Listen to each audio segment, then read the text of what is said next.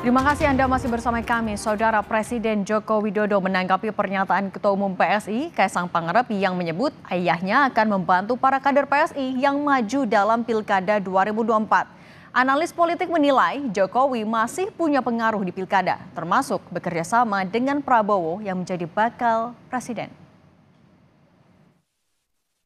Pada penutupan pembekalan anggota legislatif terpilih Partai Solidaritas Indonesia atau PSI, Ketua Umumnya Kaisang Pangarep menyatakan Presiden Joko Widodo bakal membantunya di Pilkada.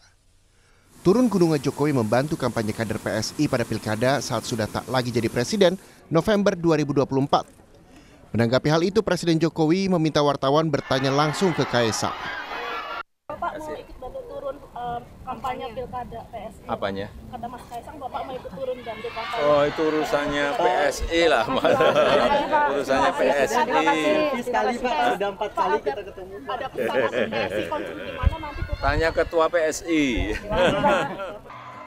Ketua Umum Relawan Projo yang kini Menteri Komunikasi dan Informatika Budi Aris Setiadi membela Jokowi. Kata Budi, Jokowi hanya menerima dan menampung aspirasi parpol untuk menempatkan tokoh yang tepat sebagai kepala daerah.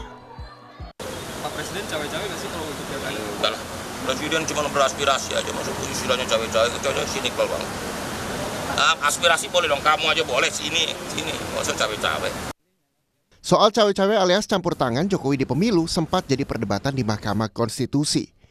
Dalam putusan MK mengenai hasil pemilihan presiden pada 22 April lalu, 2 hakim MK mengajukan dissenting opinion alias perbedaan pendapat yang menerima argumen adanya pengaruh Jokowi dalam pembagian bantuan sosial yang memenangkan Prabowo Subianto Gibran Rakabuming Raka.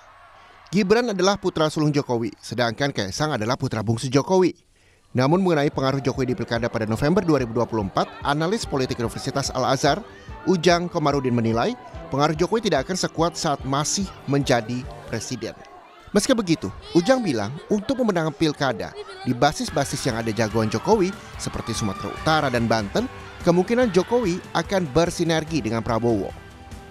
Saya melihat ya pengaruh Pak Jokowi ya masih ada, tetapi tidak sebesar saat ini. Kenapa? Karena ketika Pilkada dilaksanakan di 27 November, maka Pak Jokowi sudah tidak lagi menjadi presiden.